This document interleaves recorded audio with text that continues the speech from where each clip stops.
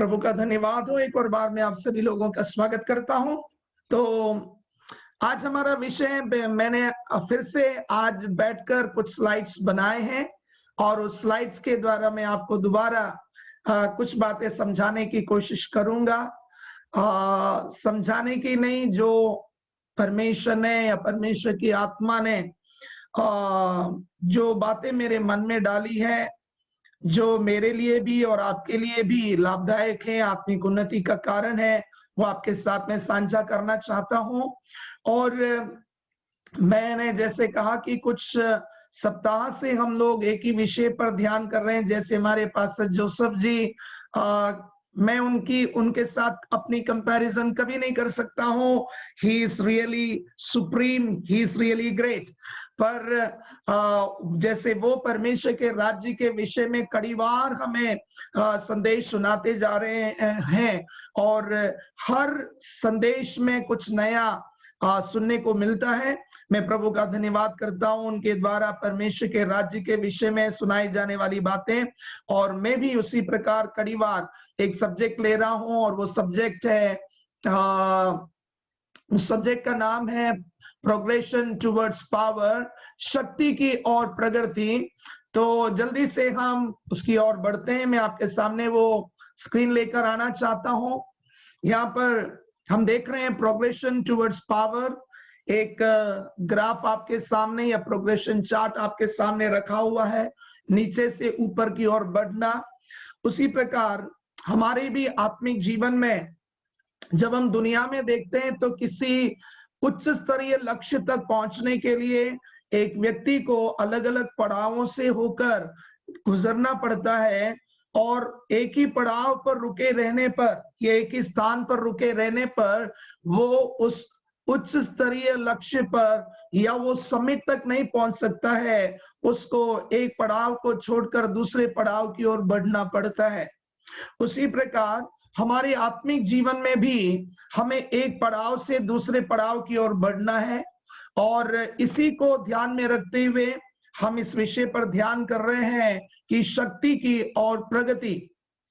और उसके लिए हमने जो वचन का भाग लिया है वो है राजाओं की दूसरी पुस्तक, दूसरा अध्याय, जिसमें हम देखते हैं उसके 9वें और 10वें वचन में। जब हम आते हैं राजाओं की दूसरी पुस्तक दूसरे अध्याय के 9वें और 10वें वचनों में, एलीशा एलिया के साथ चलते हुए जब यरदन के पार पहुंचा तो एलिया एलीशा से प्रश्न पूछता है कि मेरे उठाए जाने के पहले तू क्या चाहता है कि मैं तेरे लिए दूं। तो एलीशा अपने स्वामी एलियास को उत्तर देकर कहता है कि तुझ में जो आत्मा का भाग है उसका दुगना भाग मैं अपने जीवन में चाहता हूं। हमें यह ध्यान रखना है कि एलिया ने एलीशा से क्या चाहिए ये प्रश्न तब पूछा जब वो 4 स्थानों की यात्रा कर कर चौथा स्थान जो यरदन है उसके पार पहुंचे हैं। तो इसका मतलब है हमारे जीवन में भी हम जिस सामर्थ्य को या जिस शक्ति को आग्रह करते हैं उस शक्ति को प्राप्त करने के लिए हमें भी अलग अलग पड़ावों में से होकर गुजरना बहुत जरूरी है। जैसे मैंने आपको बताया, एलीशा एलिया के साथ अपनी यात्रा को गिलगाल से आरंभ करता है। गिलगाल से आरंभ करके बेथेल में पहुंचते हैं और बेथेल से वे अपनी यात्रा को जारी रखते हैं और यरीहो पहुंचते हैं। और यरीहो से अपनी यात्रा को जारी रखते हुए वे यरदन को पहुंचते हैं। और यरदन नगर में पहुंचकर यरदन नदी को पार करने के पश्चात एलिया ने एलीशा से यह प्रश्न किया। और एलीशा ने जब एलिया से कहा कि मुझे क्या चाहिए, तब एलिया ने एलीशा को यह कहा कि तूने जो मांगा है वो कठिन जरूर है पर असंभव नहीं है। शर्त यह कि तू यदि मुझे स्वर्ग में उठाते हुए देख लेगा तो जो तूने मांगा है वो जरूर तुझे मिलने जा रहा है।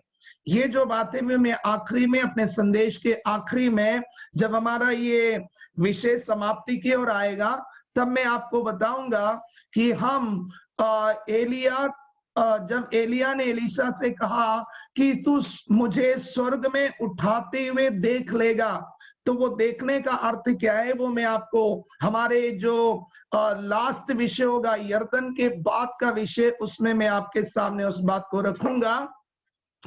पर जैसे अभी हमने देखा है कि एलीशा को वो शक्ति प्राप्त करने के लिए सबसे पहले तो उसके जीवन में कमिटमेंट, केवल आग्रह ही नहीं, आग्रह के साथ साथ एक कमिटमेंट और साथ ही साथ एक परिश्रम बहुत जरूरी था।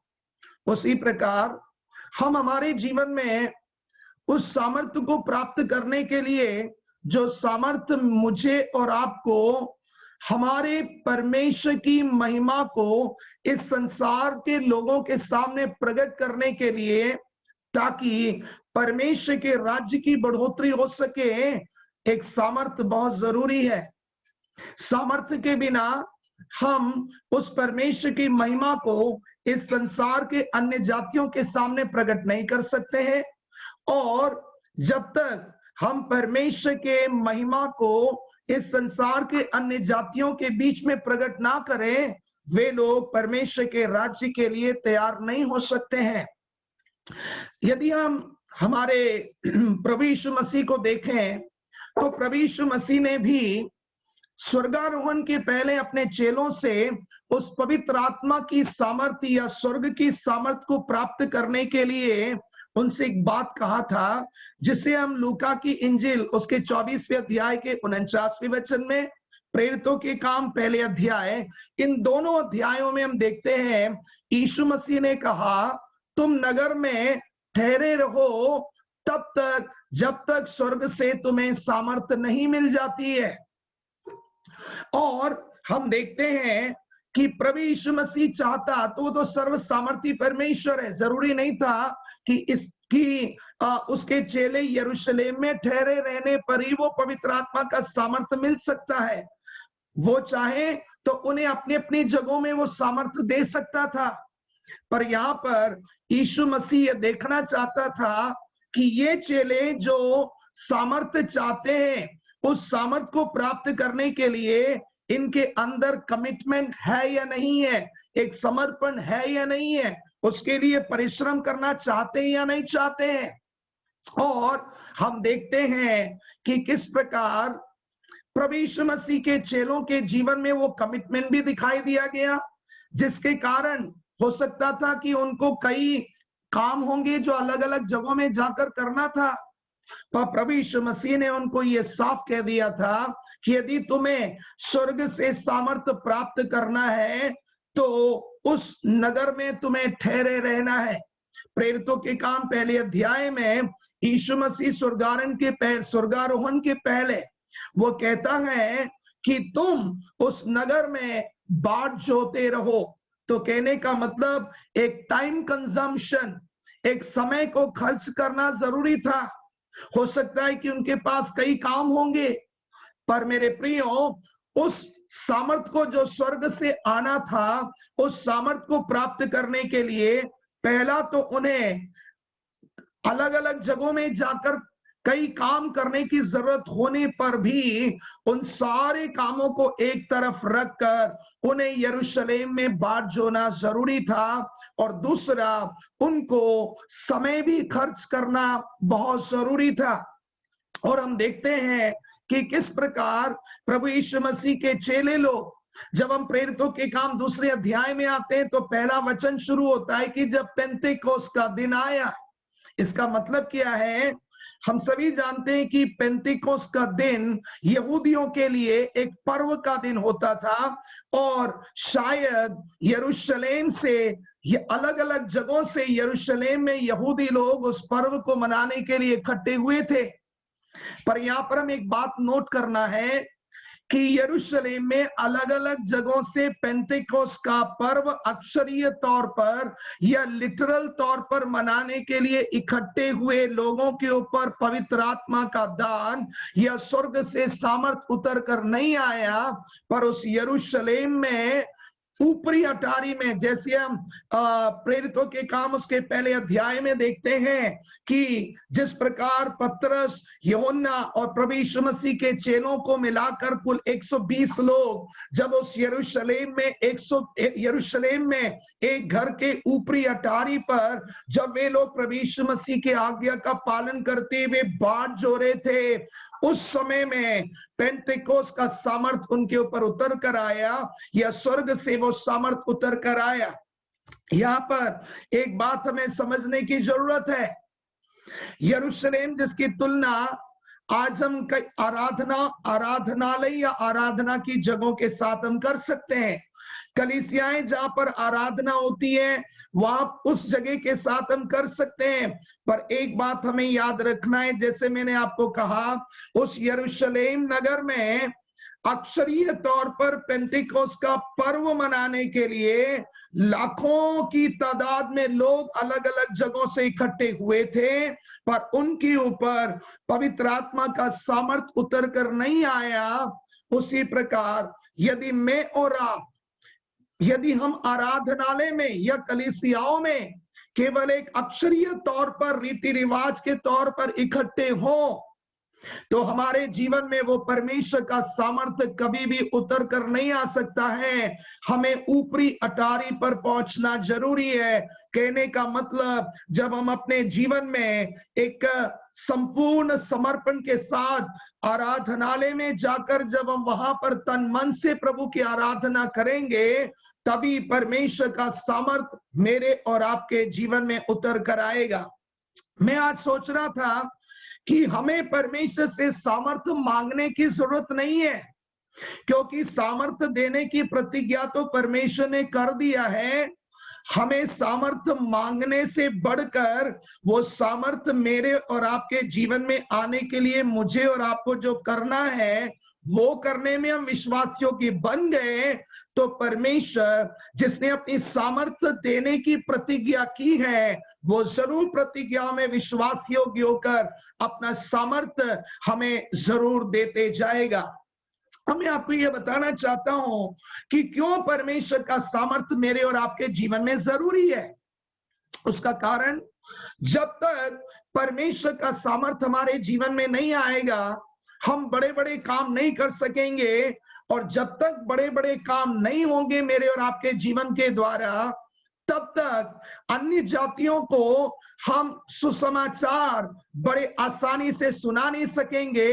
पर यदि मेरे और आपके जीवन के द्वारा परमेश्वर के सामर्थी काम होने लगेंगे, तो मेरे प्रियो में ये बताना चाहता हूं कि जरूर वो सामर्थी काम लोगों तक प्रभु यीशु मसीह का सुसमाचार सुनाने के लिए एक माध्यम बन जाता है, एक मीडियम बन जाता है, और वही परमेश्वर के राज्य की बढ़ोतरी का एक कारण भी होकर बदलता है। उदाहरण के लिए, जब हम आते हैं प्रेरितों के काम उसके 3 अध्याय में, जब पतरस और यूहन्ना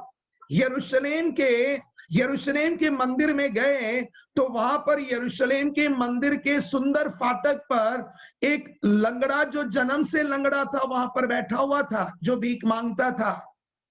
पर पतरस और यूहन्ना ने जब वो सामर्थ्य जो उन्हें 2 अध्याय में मिल चुका था, वो पेंटेकोस का सामर्थ्य, जो स्वर्ग का सामर्थ्य उनको मिल चुका था, उस पवित्र आत्मा के सामर्थ्य से जब वो परिपूर्ण रहे, और उसी सामर्थ्य की परिपूर्णता के साथ जब वे लोग उस यरूशलेम के मंदिर के सुंदर फाटक पर पहुंचे, वहां पर बैठे हुए जन्म से लंगड़े को उन्होंने नासरी यीशु के नाम से उठाकर खड़ा किया।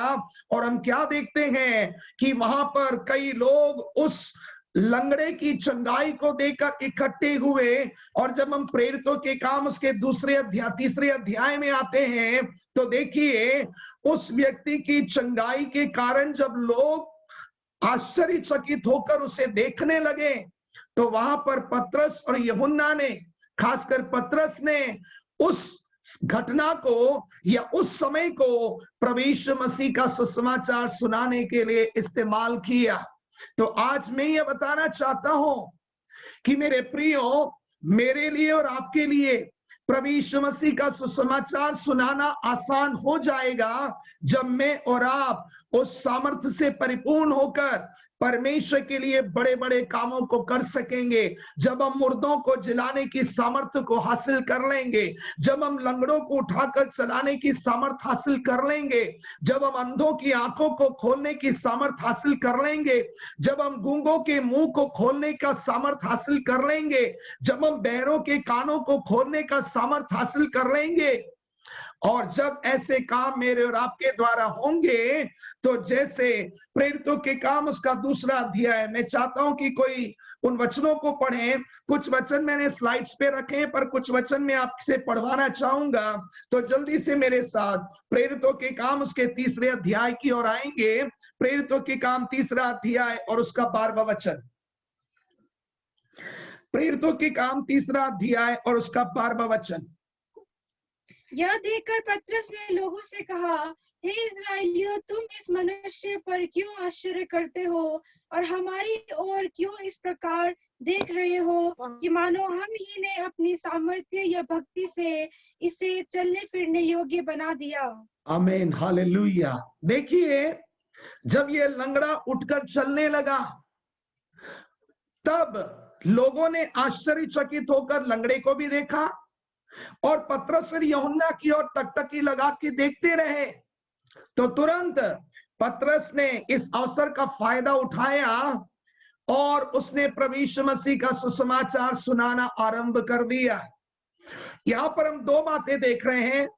एक तो पतरस उस पवित्र आत्मा के सामर्थ्य से परिपूर्ण होकर उस लंगड़े को, जो जन्म से लेकर अभी तक शायद परमेश्वर के मंदिर के अंदर गया ही नहीं था, उस लंगड़े को चंगाई मिलने के बाद हम वचन में देखते हैं कि वह पतरस और यूहन्ना के साथ सीधे परमेश्वर के मंदिर के अंदर जाता है।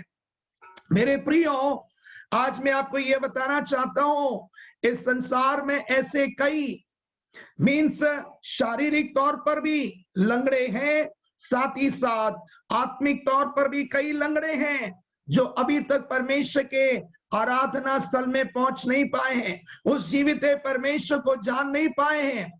पर जब मैं और आप स्वर्ग से सामर्थ्य से परिपूर्ण हो जाएंगे और जब मैं और आप पतरस के समान, यूहन्ना के समान और पूर्व प्रेरितों के समान बड़े बड़े सामर्थ्य के कामों को करने लगेंगे, उस समय में परमेश्वर की महिमा प्रकट होगी। लोग सभी प्रकार के बंधनों से मुक्त होकर वो भी परमेश्वर के भवन में आराधना के लिए आ सकेंगे।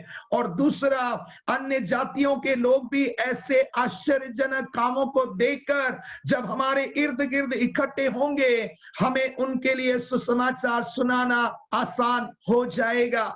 इसलिए आज मुझे और आपको जरूरत है साधारण मसीह होकर, चर्च अटेंड करने वाले मसीह होकर या चर्च लीड करने वाले मसीह होकर नहीं, पर मुझे और आपको आज एक ऐसे सामर्थ्य की जरूरत है जो सामर्थ्य लोगों को अलग अलग प्रकार की बंधुआइयों से आजाद कर सकता है, जो परमेश्वर के राज्य की बढ़ोतरी के लिए आवश्यक सामर्थ्य है। वो सामर्थ्य मुझे और आपको इन दिनों में चाहिए।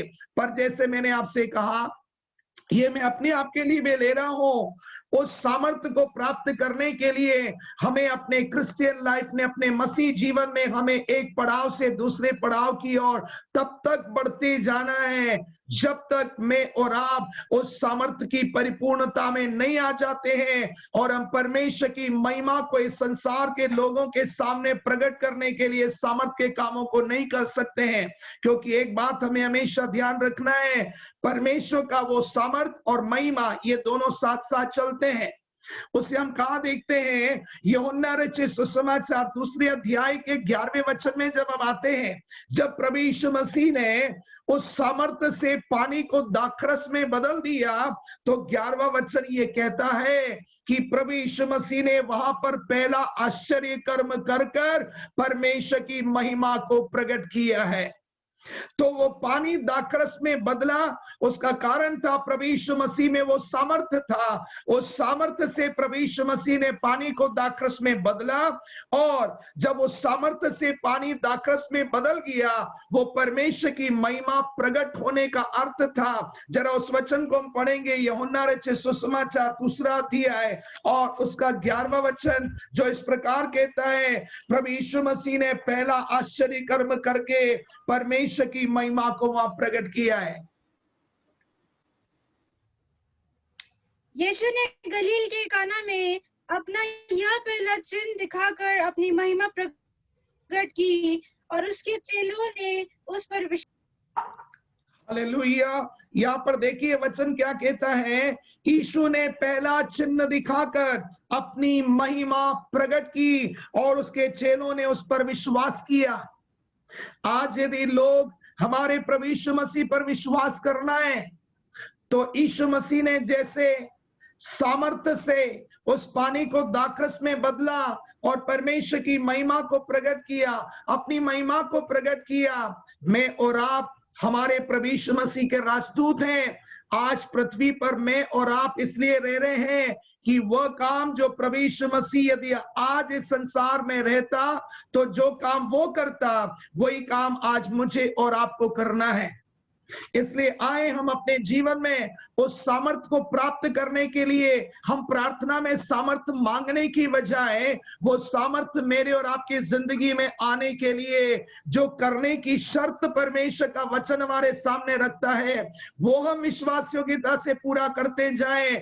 और मैं ये विश्वास करता हूं और इस दावे से कहना चाहता हूं कि हमारा परमेश्वर, हमारा प्रभु यीशु मसीह जिसने कहा कि तुम यरूशलेम में या उस नगर में बाट जोते रहो और स्वर्ग से तुम्हारे ऊपर सामर्थ उतर कर आएगा, वही परमेश्वर आज भी जीवित है, वही यीशु मसीह आज भी जीवित है। और हमें अपने सामर्थ से भरकर उसकी महिमा को इस संसार में अन्य जातियों के बीच में प्रकट करने के लिए और उनको भी परमेश्वर के प्रति विश्वास में लेकर आने के लिए हमें वो सामर्थ से इस भरना चाहता है। परमेश्वर के नाम की महिमा। पर सवाल ये उठता है कि क्या आज उसके लिए हमारे जीवन में कमिटमेंट है?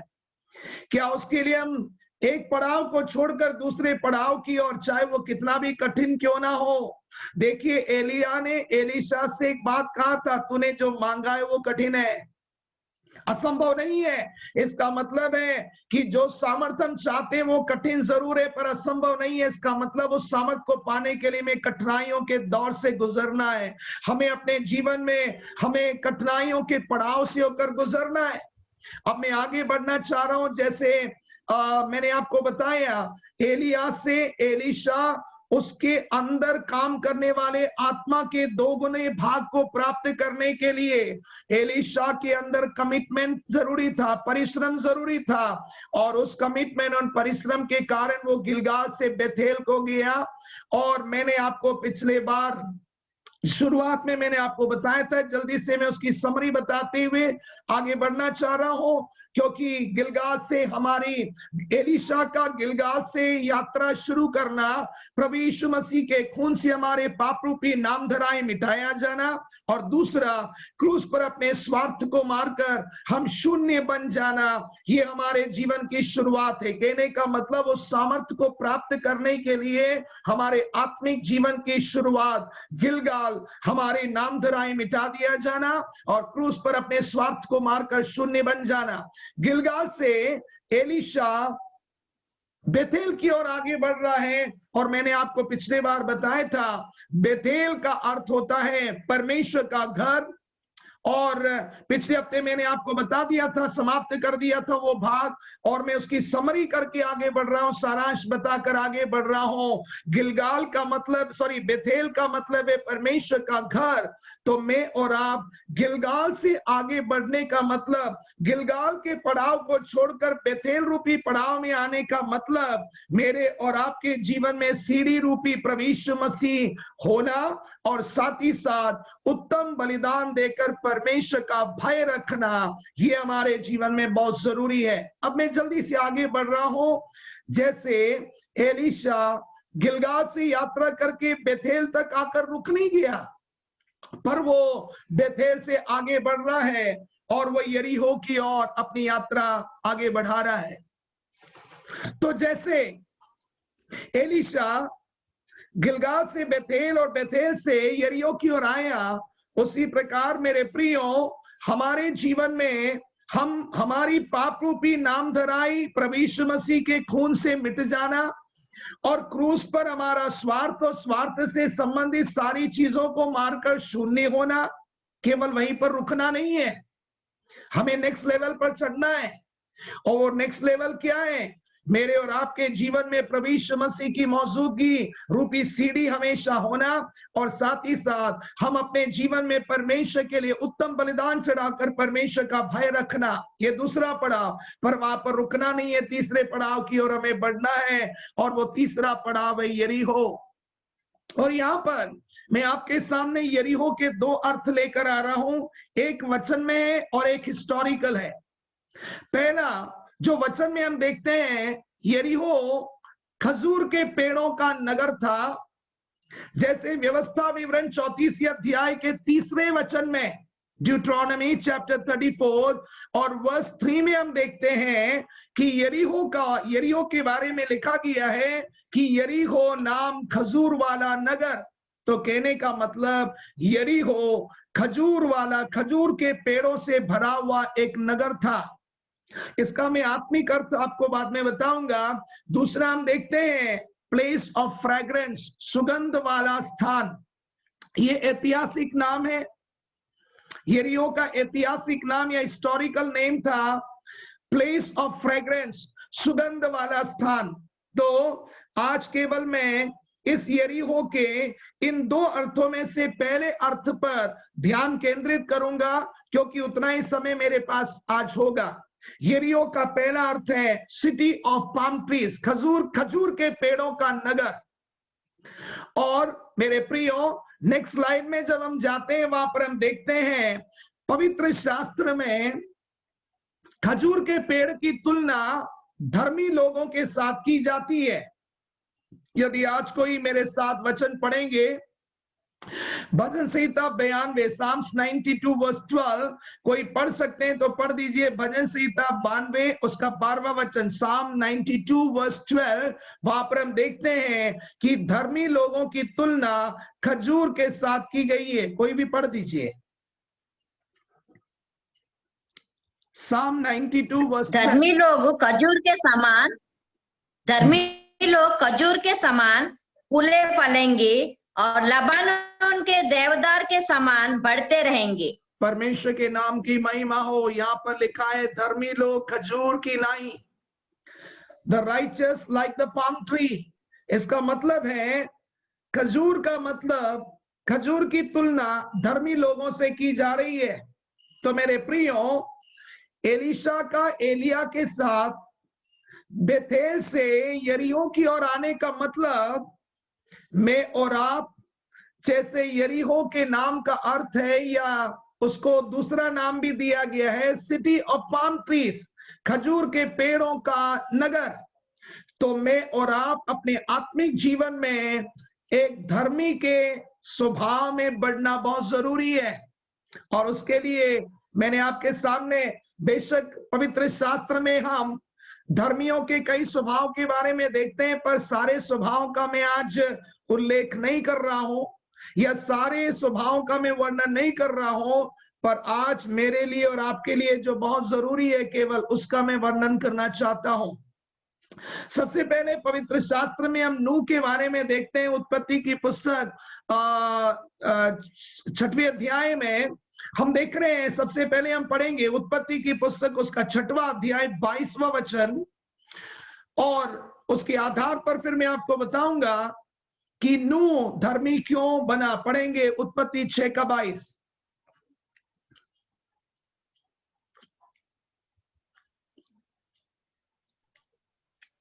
परमेश्वर की इस आज्ञा के अनुसार नूह ने किया। परमेश्वर की इस आज्ञा के अनुसार नूह ने किया। मेरे प्रियो, परमेश्वर ने नूह को केवल इतना नहीं बताया कि मैं इस सारे जीवित प्राणियों को जल प्रलय से नाश करूंगा, पर परमेश्वर ने नूह को एक ऐसे समय में, शायद उस समय में लोगों ने कभी बारिश देखी नहीं होगी, या बारिश देखी भी हो तो केवल एक रिमझिम बारिश या ड्रिजलिंग देखा होगा। लोगों ने कभी नहीं सोचा होगा कि एक जल प्रलय आने लायक बारिश आएगी।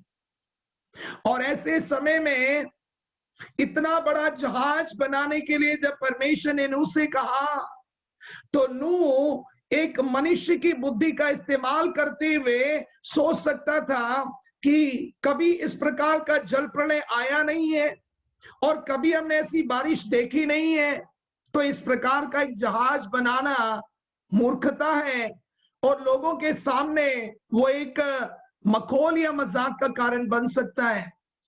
पर देखिए, यहाँ पर नूह को परमेश्वर ने जहाज बनाने की जो आज्ञा दिया, और हम क्या देख रहे हैं, परमेश्वर ने उसका मेजरमेंट दे दिया था, और उस मेजरमेंट से 1 मिलीमीटर भी नूह कम नहीं कर सकता था।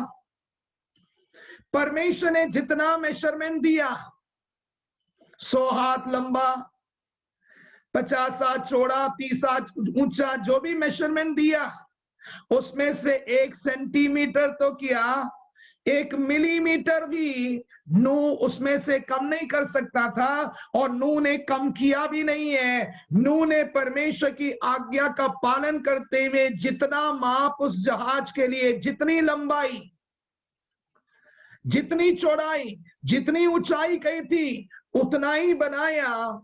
आज इसके द्वारा मैं आपको एक बात बताना चाहता हूं मेरे प्रियो, जब मैं और आप अपने जीवन को परमेश्वर के द्वारा दिए गए स्टैंडर्ड के अनुसार बनाएंगे, तो जैसे परमेश्वर के द्वारा दिए गए माप के अनुसार ही जब नूह ने जहाज को बनाया, वह जहाज जल प्रलय में डूब नहीं सका।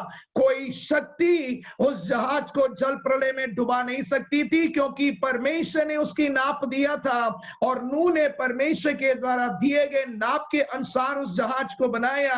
आज मैं आपको उत्साहित करते हुए ये कहना चाहता हूं, यदि मैं और आप अपने जीवन रूपी जहाज को परमेश्वर के द्वारा उसके वचनों में दिए गए स्टैंडर्ड के अनुसार, उसमें से ना तो कुछ घटाएं ना उसमें से कुछ बढ़ाएं, पर उसी नाप के अनुसार बनाएंगे, उसी स्टैंडर्ड के अनुसार बनाएंगे, मैं आज आपको दावे से कहना चाहता हूं, कोई भी शक्ति मेरे और आपके जीवन रूपी जहाज को कभी डुबा नहीं सकती है। कोई निंदा रूपी जल प्रलय मुझे और आपको डुबा नहीं सकती है। कोई बीमारी रूपी जल प्रलय मुझे और आपको नाश नहीं कर सकती है। कोई अकाल रूपी जल प्रलय मुझे और आपको नाश नहीं कर सकती है। पर आज यदि हम डावाडोल हो रहे हैं, यदि आज हम डूबने की हालात में आ रहे हैं, तो आज हमें चेक करना है, क्या कहीं ना कहीं हम परमेश्वर के द्वारा अपने जीवन को बनाने के लिए जो स्टैंडर्ड उसने दिया है, जो मेजरमेंट उसने दिया है, जो नाप उसने दिया है, क्या उसमें से हम कहीं घटा बढ़ा तो नहीं रहे हैं? यदि घटाएंगे बढ़ाएंगे तो जरूर हमारा जीवन जल प्रलय में डूब जाएगा।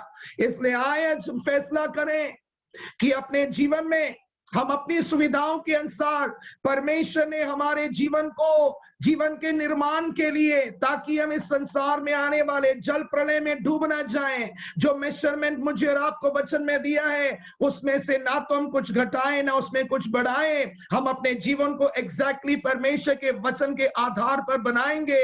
मैं दावे से कहना चाहता हूं, नरक की कोई शक्ति मुझे और आपको डुबा नहीं सकेगी, संसार की कोई शक्ति मुझे और आपको डुबा नहीं सकेगी। जल प्रलय होता जाएगा, पर हम उस जल प्रलय के ऊपर जैसे वो जहाज ऊपर उठता गया, मैं और आप हमेशा उन सारे परेशानियों के ऊपर उठते जाएंगे और जयवंत होकर बदल जाएंगे, और मेरे और आपके द्वारा परमेश्वर के नाम की महिमा होगी। पर सवाल ये उठता है कि परमेश्वर की आज्ञा के अनुसार नूह ने क्यों किया? उसका उत्तर हम देखते हैं उत्पत्ति 6वां अध्याय 9वां वचन जरा पढ़ेंगे। उत्पत्ति 6:9, Genesis chapter 6 verse 9।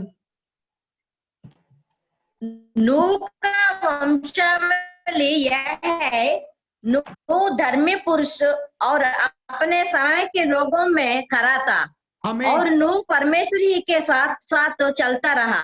नूह धर्मी पुरुष था, नूह धर्मी पुरुष था। मेरे प्रियो, एक धर्मी का पहला स्वभाव होता है इम्प्लिसिट ओबीडियंस, संपूर्ण आज्ञाकारिता। यदि मैं और आप अपने आत्मिक जीवन में उस सामर्थ को प्राप्त करने के लिए यरीहो रूपी पड़ाव में आना है, उसका मतलब है कि मेरे और आपके जीवन में संपूर्ण आज्ञाकारिता जरूरी है। यह नहीं कि हमने 99% ओबीडियंस, 99.9 ओबीडियंस नहीं, परमेश्वर मेरे और आपके जीवन में 100% ओबीडियंस चाहता है। इम्प्लिसिट ओबीडियंस, इसको इंग्लिश में कहते हैं संपूर्ण आज्ञाकारिता। और जब आज्ञाकारिता का विषय आते हैं ना, तो मैं हमारे निर्गमन की पुस्तक में जो मूसा, उसको मैं कभी नहीं भूल सकता हूं, मोसेस को। मेरे प्रियो, परमेश्वर ने मोसेस को जब सीनाई पहाड़ पर बुलाया और उसे मिलाप वाले तंबू और मिलाप वाले तंबू में इस्तेमाल होने वाले उपकरणों के बारे में बताया कि कौन सी लकड़ी इस्तेमाल करना है और किस प्रकार के कपड़े इस्तेमाल करना है, किस प्रकार की कौन से जानवर की खाल इस्तेमाल करना है, और एक एक उपकरण की लंबाई, चौड़ाई, ऊंचाई स्पेसिफिकली दिया। और मैं उस मोसेस के बुद्धि की सराहना करता हूं। मैं और आप तो आज सुने हुए प्रचार को कल भूल जाते हैं। मैं और आप तो पिछले संडे सुने हुए प्रचार को आज भूल गए होंगे। पर देखिए, मूसा को परमेश्वर ने एक एक माप दिया। परमेश्वर ने वाचा के संदूक को बनाने का माप दिया। परमेश्वर ने एक एक चीज, मोसेस ये नहीं कह सकता था कोई बात नहीं, ये रंग नहीं मिला तो इससे मिलता जुलता रंग लेकर इस्तेमाल करते हैं, कोई बात नहीं, थोड़ा सा 19-20 का फर्क चल जाएगा। नहीं मेरे प्रियो, वचन कहता है कि मूसा ने वैसे ही किया जैसे परमेश्वर ने आज्ञा दिया था। उसने कोई भी नापतोल में कोई बदलावट नहीं किया। उसने नहीं कहा चलो 2.5 हाथ ऊंचा होना है, कोई बात नहीं, 2.25 हाथ ऊंचा रख लेते हैं, लकड़ी उतनी है। नहीं, उसने ये नहीं कहा कि हमें ये जानवर की खाल नहीं मिली, किसी और जानवर की खाल एडजस्ट कर लेते हैं कि हम मिलाप वाले तंबू का पर्दा बना लें। नहीं मेरे प्रियो, वचन कहता है, जब हम निर्गमन की पुस्तक 40वें अध्याय में, मैं ये बताना चाहता हूं कि मोसेस को परमेश्वर ने सीनाई पर्वत पर जब इतने सारे मेजरमेंट दिए, उसमें से एक भी मेजरमेंट वो भूला नहीं है। सारे मेजरमेंट वो याद रख रहा है। और वचन क्या कहता है, जब हम निर्गमन की पुस्तक 40वें अध्याय में आते हैं, मेरे ख्याल से लगभग 8 बार ये लिखा है कि मूसा ने वैसे ही किया जैसे परमेश्वर ने आज्ञा दिया।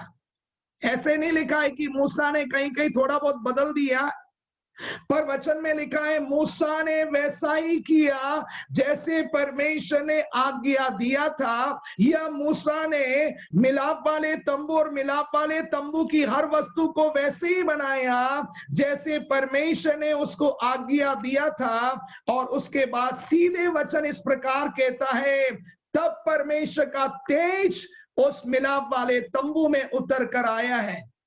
आज मैं ये सोचता हूं मेरे जीवन में या आज कलीसियाओं में परमेश्वर का तेज या परमेश्वर की महिमा का ना उतरने का कारण कहीं ना कहीं हम परमेश्वर के द्वारा दिए गए वचनों के स्टैंडर्ड में फेरबदल कर रहे हैं।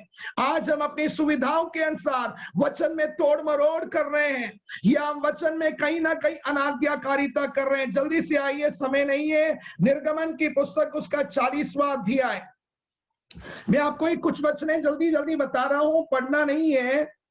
40वां अध्याय 16वें वचन में लिखा गया है, इस प्रकार मूसा ने जो जो आज्ञा यहोवा ने उसको दी उसी के अनुसार किया।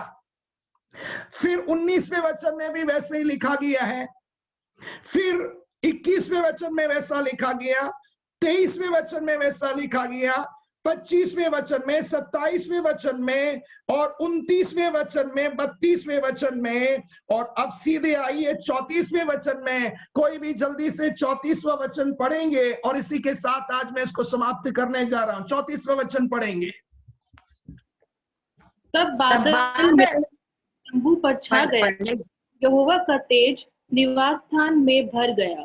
तब बादल मिलाप वाले तंबू पर छा गया और यहोवा का तेज निवास स्थान में भर गया। हालेलुया। कारण क्या था? तब का मतलब है इसके पहले कुछ हुआ है। जब वो हुआ तब, कहने का मतलब मूसा ने परमेश्वर की आज्ञा के अनुसार जब सब कुछ किया, कुछ नहीं, समथिंग नहीं, एवरीथिंग। जब मूसा ने परमेश्वर की आज्ञा के अनुसार सब कुछ किया, तब परमेश्वर का तेज उस मिलाप वाले तंबू में या परमेश्वर के निवास स्थान में उतर कर आया। मैं और आप ही परमेश्वर के जीवित निवास स्थान हैं।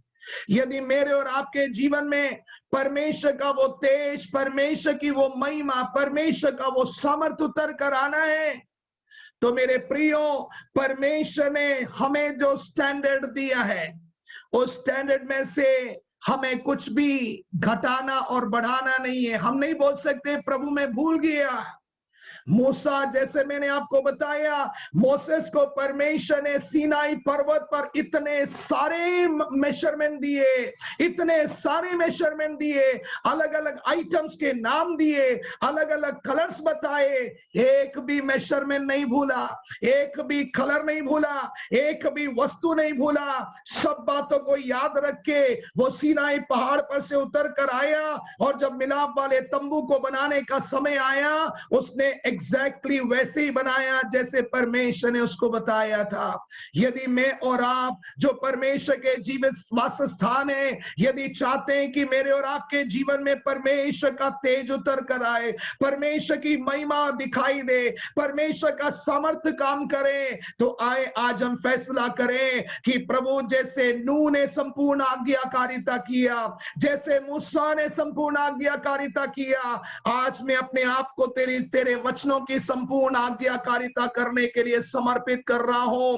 नूह ने संपूर्ण आज्ञाकारिता करते हुए नूह को एक जहाज को उसी एग्जैक्ट मेजरमेंट में बनाया जो परमेश्वर ने दिया, जिसके कारण वो जहाज जल प्रलय में नहीं डूब सका। मेरा और आपका जीवन चाहे कितनी भी परेशानियां जाए, वो कभी नहीं डूबेगा यदि मेरा और आपका जीवन परमेश्वर के द्वारा दिए गए वचन के स्टैंडर्ड पे बनेगा। मूसा ने परमेश्वर के द्वारा दिए गए आज्ञा के अनुसार मिलाप वाले तंबू को बनाया, और वो मिलाप वाला तंबू परमेश्वर के महिमा से भर गया। उसी प्रकार यदि मैं और आप अपने जीवन को परमेश्वर के वचन के स्टैंडर्ड में बनाएंगे, मेरे प्रियो, हमारे जीवन में भी परमेश्वर का महिमा और परमेश्वर का सामर्थ उतर कर आएगा। इसलिए आए आज हम अपने जीवन के इस स्पिरिचुअल स्टैंडर्ड में प्रसन्न ना रहे, इसी से संतुष्ट ना रहे।